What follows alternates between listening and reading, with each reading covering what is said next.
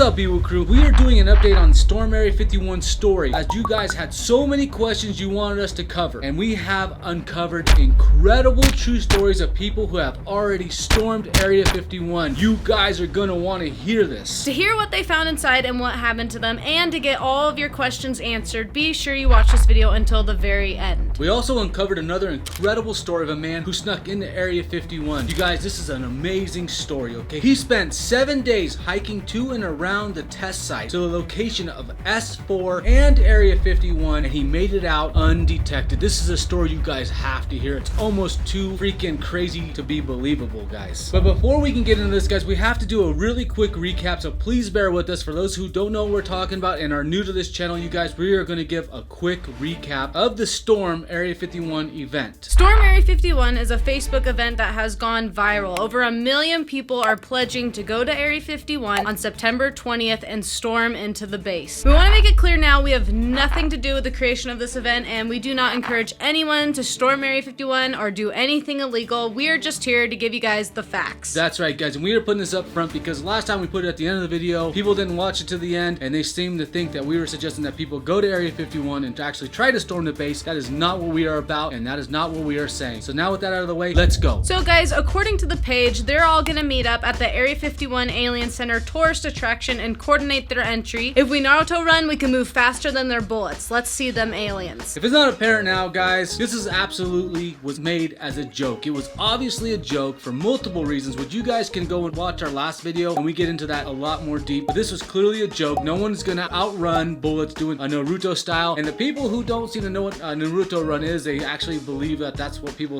are saying. They're actually gonna outrun the bullets. Yeah, exactly. It's kind of funny to watch these people who have no idea what that means and they actually are taking it seriously, are telling people how there's no way they can outrun a 50 cal bullet. There's no way they can run out of this. Guys, it's literally a freaking joke. Yeah, but it has blown up, and even though it's clearly a joke, it sounds like some people may actually attempt to storm the base. I mean, you know, some people are going to show up even though they might be on the wrong side of the base. A few of them are going to show up on the right side, you guys. Let us know what you think will happen if any number of people actually decide to storm the base in the comments down below, and don't forget to hit the like button and subscribe. If this video reaches 100,000 likes, guys, we will head out to Area 51 as soon as possible, and we will just go and check out and see if they're moving any equipment around. We'll see if there's any major changes happening out there, if they're actually taking this joke seriously. If the security's acting different, maybe more aggressive, who Yes. knows? So make sure you guys smash the like button. Be sure to check the links to our Area 51 videos in the description below for exclusive footage not seen anywhere else on YouTube after watching this video. Now to the incredible story of people who actually stormed Area 51. Let's go back to 1983. This is a little known story and we can't really find much because it's such a long time ago to actually validate this story, but back in 1983, a group of 4 Greenpeace volunteers, they snuck into the base. They came from the east, they snuck into the base to Papoose Lake where Bob Lazar supposedly worked on alien aircraft, you guys. They made it all the way there. This was before Bob Lazar claimed that he was working there. According to Greenpeace, they came across no heavy security and saw no secret saucer bases. It was just a dry lake bed. When they reached the test site, they were all arrested and cited. That was probably easy to arrest for them compared to how many that might show up to storm Area 51. And now that was a long time ago, guys, so security is most likely, everything is probably changed on the base and Probably that many ramped times. up. Exactly. Which takes us to another incredible story, you guys. You've probably never heard this story, but it's by a man named Jerry Freeman. Okay guys, for years Jerry tried to get permission to enter the base to retrace the steps of the 49ers who got lost in what is today Papoose Dry Lake. It was the only section of the entire route that his archaeology group hadn't yet explored. The Air Force denied him to ever have entry to retrace the historical route. Yeah, he tried for like 5 years, you guys, and they said no, he would never be allowed to go on there to retrace it. That's right, so Jerry decided he would sneak into the base and trek a 7-day, 100-mile hike through what the Las Vegas Sun described as through the Nevada test site and near, if not in, the secret Area 51. According to the Las Vegas Sun, Freeman came to the Sun because he wanted a neutral party he trusted to know when and why he was going in. He was worried about the rumors of people entering Area 51 only to disappear and never be seen again. He took his cell phone with him with plans to call his wife and the Las Vegas Sun reporter with updates in code on his progress. And what's so weird about this, guys, is this was all the way back in 1997, and he was actually able to make phone calls inside the the base in certain locations. But just wait, you guys, what he found inside there was actually kind of disturbing and really, really creepy. It also might be what they're hiding from you guys and from us, and why it's so secret in there. Some of the things he saw were pretty insane. So Jerry began on his hike, sneaking into the base. 10 hours into his hike, he stopped dead in his tracks. The entire valley in front of him held a huge, eerie, strange facility, and he decided to call it the City of the Dead. It looked like it had been completely abandoned, full of what he described to be bizarre-looking structures and portable trailers filling the entire valley, you guys. Upon closer look with his binoculars, he realized there were guards patrolling this facility freaking everywhere. The entire place was locked down with guards everywhere. So guys, this is kind of really a creepy thing for him to find, because it's like in the middle of the base. It's completely locked down. It seemed to really freak him out. Yeah, he literally called it the City of the Dead. He's like, here's an entire city like of many buildings and trailers, and it's guarded around the perimeter like tons of guards everywhere, guys. And I know a lot of people seem to trust the government blindly, but we cannot forget the fact that there have been some really awful things that our government has done to our own people. Not even conspiracy theories, you guys. Things that have been completely confirmed. Exactly. You could even investigate this on the CIA website if you want. For example, the MK Ultra experiments, guys. Go ahead and look into that. Really crazy stuff our government does to its own people. Also, look into the Tuskegee experiments where they tested on their own people some really brutal stuff. You guys can go ahead and look into that if you want to, but just realize the government has done some really bad stuff to us in the past, and who's to say they're not doing it now, and who's to say they're not doing it literally on this base, you guys. That sounds so weird. Who knows what the heck they're really guarding there, and why is it so heavily guarded if it appears to be like mainly abandoned? Exactly. It sounds like a really creepy place, guys. So let us know what you guys think. What do you think could be going on in there? Be sure to let us know right now in the comments below. So one of the buildings in particular that caught Jerry's attention is a building constructed of block and surrounded with chain link, with a single window emitting a radiant pulsing glow. That is freaking creepy. A sign outside the facility read, Los Alamos National Laboratories Limited. Now, according to their website, they're a federally funded research and development center. He managed to sneak around this facility and made it to Papoose Lake after 5 days of traveling, but was unable to find the inscription he was looking for. Out of water, he had to head back to the base, managing to escape without being caught. What he did see at Papoose Lake was this, quote, near the mountainous side of Papoose, I saw lights, security vehicles, hangar doors opening and closing. I don't profess to know. My purpose for intruding here was not to document UFO sightings, nor was I here to compromise national security. You have to admit, that's pretty interesting that he saw lights and he saw like possible doors opening and closing. He saw some weird stuff in the exact area where Bob Lazar claims to have worked on S4. You can literally see a photograph where he was at on Google. If you guys go ahead and search for Jerry Freeman, Nellis Range, or whatever, you guys will be able to pull up an image of him actually standing on Papoose Lake. And it's so weird that not very many people have covered the story, you guys. We have never seen anyone else covering it. Someone who actually spent a week walking around and hiking around the freaking base. That's insane. This guy literally hiked around the base, you guys. He would make phone calls on his cell phone way back in the 90s using his phone on the base. And he managed to escape undetected. That's right. He said he would travel at nighttime and rest during the day in order to avoid detection. Now, guys, we have some comments to address. We have seen the following questions repeatedly in our comment section, and we wanted to address them for you guys. So the first question is, how close can you get to Area 51? I don't know if you guys are referring to the actual base itself or the outer perimeter where there's actually no fence around Area 51 out there. There's no fence at all. I'm not really sure if people are getting this information. You could drive right through there if you wanted to. There's no gate or no fence to go right through there. Now up the road from the Groom Lake Road, about 2 miles up the road, there is a guard shack with those, you know, those arms that go up and down, you know, those kind of gates. That's about it though. I mean, anybody could run through there if they really wanted to. Here's another one. What happens if you cross into Area 51? So if you cross Area 51, guys, from all the video and everything we've ever seen about this, what's gonna happen is you're gonna get chased down by the camo dudes. They're gonna catch you. They're gonna have their rifles drawn. They're gonna put you on the ground and they're gonna hold you there till the sheriff's department arrives. When the sheriff department arrives, they're gonna take you into custody. They're gonna give you a ticket. Most likely they're gonna release you. You're gonna pay $700 and that's gonna be it. Okay, guys, so we were overwhelmed on our last video with questions about the white bus. People wanted to know if you could stick a camera on the bottom of the bus, if you could follow the bus and attempt to talk to the workers. Yes, and if you guys try to get next to that bus, just realize everybody can go see the bus. It's literally parked in a public area that you can go to. Just to be aware that as soon as you get around that bus, you are being filmed, you're being videotaped, and you are being watched very closely. There's no chance that you're gonna put something on that bus and they're not gonna see it. So I suggest and I advise, really advise against anybody even trying that. I do suggest you can go look at it because it's completely legal and you can go look at it, but do not try to put anything on that bus. Before the bus leaves the base, the first thing that they do is they send out a few trucks that go ahead of them. They scout. A few scouting trucks and vehicles will come out of the base ahead of the bus. These guys are driving the route of the bus and seeing if anybody looks suspicious or anything is out of order. If anything is suspicious or out of order, the sheriffs will immediately pick it up at that location. We should know because this literally happened to us. When we were waiting for that bus, we saw the scout come out. He stopped. He stared at us for a while. He took off, and next thing you know, from a totally different direction, the sheriff showed up. At the exact same time they dropped the bus off. They knew we were there, and they watched us until the bus left safely. That was it. Yeah, so if you try to follow the bus and try to talk to the workers, it will probably not work out because you're gonna get hassled by the police before you can do anything. Yeah, you guys, this is so weird. This is something I wanted to touch on. This is a perfect time to touch on this. Alamo, I find to be a creepy little town. It's very creepy. The Area 51 workers definitely live there. Not all of them, of course. There's just a handful that live in this little tiny town, and they're all working together, guys. But it's hard to describe unless you go there and feel it and sense it for yourself. It is like you're entering a totally different area. It's really bizarre. And we have also received a ton of comments about the Russian spy plane. Some people who want to act like it is not true, but guys, if you just do a quick little Google search, you will pull up a ton of sources for you about this from mainstream media. We just wanted to address that really quickly for those who act like we're like lying about it or something. Yeah, they literally just did this 2 or 3 months ago, I think, or maybe 4 months ago. They literally just flew over the base. And also, it seems like a lot of people missed the point of that comment. It wasn't that they would like to tell us, well, yeah, we can fly over theirs too. That wasn't the point. The whole point was that Russia gets more access to the base than the people who pay for it. Okay, guys, the next round of comments that we overwhelmingly received were comparing Area 51 to private property. Katie says, I mean, I understand what they're saying, but it is government land, and they have signs posted clearly stating not to go on it. They do warn us, so it's on us Americans if we go against that. It's like a law that they are put in place for a reason. It's kind of like an American citizen having private property. If one trespasses on their property, the owner might use force theirself, often leading to fellow American being killed. And I don't understand this idea of comparing public property to private property, guys. The government gets all of their money from you, the taxpayer. You pay for everything the government has. It's not even comparable to say public and private. All public land is bought by public money. That means all of our tax money goes to that. So basically everything they own comes from freaking us. The government does not produce any money, you guys. They take our money and they use our money to buy this stuff. So that's not even comparing apples to apples, okay? When you're trying to compare it to private land, it's not the same thing at all. It's completely different. Another thing about Katie's statement that kind of like makes me feel a little worried about things is they think they can kill trespassers, and that's usually like on private property. And in most places that I know of, like in Nevada, trespassing is a misdemeanor. If you shot somebody just because they trespass on your property, you're gonna go to prison. Unless you're in a state of castle doctrine and they're entering your house or something else like they feel threatened, it's literally a misdemeanor. A lot of people have also been telling us that there's a Del Taco on Google Maps that has suddenly popped up right in the middle of Area 51, and we have no idea anything about that. Yeah, most likely someone just put that on there. I'm not really sure how. I never added things to Google Earth, so you guys could probably figure that out yourselves. But there are some pretty interesting things if you look around Area 51 that you can find, like the baseball field in the middle of Area 51. There's literally a baseball field. I would be interested to know if people actually use that field. It looks like it's really well maintained, actually. A lot of people are saying they're going to station military on the base protected on September 20th, but people need special clearance to enter the base, not just your ordinary military personnel. So a lot of people are wondering about this. Yeah, wondering if whether or not they will make an exception for the military personnel to not have special clearance that day. Guys, let us know what you think about that. Do you think they will station military? And if they do, will they have to have special clearance in order to be on the base like everyone else that's on the base? Ariel says, would they shoot down a drone camera flying? I don't know if they could shoot it down. I mean, it would be kind of a hard target because it's so small. I know people have flown drones out there before in the restricted area. I do know they will come and take your drone if they catch you. They may have some way of jamming the signal so your drone will just fall out of the sky. I have no idea. We haven't flown our drone out there. We never break any laws when we're out there. We always try to follow the law when we're out there, and we suggest if you guys go out there, you follow the laws too. Keith says, I'm not going, but I want to know how they get all the fuel for the vehicles to the base. I haven't seen any videos explaining this. This is an interesting question, guys. Alamo is literally like where the workers, a lot of workers live. It's literally about 20 miles, I think, away from the base, maybe 26, and there's 2 gas stations there to get gas. If you're gonna go visit the base, you can go there to fill up. Another question people had is, can you camp next to Area 51 on the BLM public land? Yes, anybody can camp out on BLM land for up to 14 days for free in most locations. All around Area 51 where it's BLM land, you can camp, guys. You can go there and camp for up to 14 days. If you camp next to the back gate, the camo dudes will keep the lights on the back gate all night long to keep an eye on you, and some YouTubers have videos documenting this, and you won't be able to sleep, so that might not be the best idea. Yeah, but you could always go on Groom Lakeside. All right, guys, so what do you think is going to happen on September 20th? We can give you guys our opinions. I think the first probably situation is this thing is going to fizzle out, and I believe that a few people are still going to show up, maybe 100, maybe 200 people will show up. Most of them will be on the wrong side of the base because they'll follow the instructions on the Facebook page, and they'll be way over on the opposite side of the base. They won't be anywhere near. A few people will make it to the right side of the base. I think they'll go to the base, they'll take some photos. They won't go on the base, they'll go to the signs, they'll take photos, they'll go home, and that's how I hope it goes down, because then nobody gets hurt, no one gets arrested, because we don't want anybody trespassing and getting in trouble. I'm pretty sure this is gonna fizzle out just like a lot of other memes. I think it'll fizzle out really quickly. Maybe it'll be revived in the days coming up to the 20th of September, and then a couple people will show up, but I really don't think it's gonna be as big as some people are expecting. That's right. Let's just pretend though that it actually happens and there's a million people that show up to storm the base and they somehow find their way onto the right side of the base. What do you think would happen? Personally, I don't think the military, unless of course the people who are doing the storm are aggressive. Of course, remember guys, it's a joke. We're pretending it's not a joke. So before anybody acts like we think it's happening, we're just pretending and just kind of like theorizing what if yeah, but it of happens. course, so like with anything that gets big like this, there's always a few people that want to take it seriously and show up and actually do it. That's just how it is when something goes viral. Exactly. And of course, they're not going to be Naruto running faster than For the bullets, realsies, guys. yeah. But if some people did and they marched on there when they were all holding American flags and they didn't show aggression, I can't see our military killing our own people. I know some of them will follow orders blindly, but I also know some will also take their oath to uphold the Constitution seriously. And if they were just a peaceful protest walking on the base, I don't see them opening fire on our American citizens. But what do you guys think? Make Yeah, sure you what do let you us guys know think? in the comments down below. One more comment really quickly is a lot of people are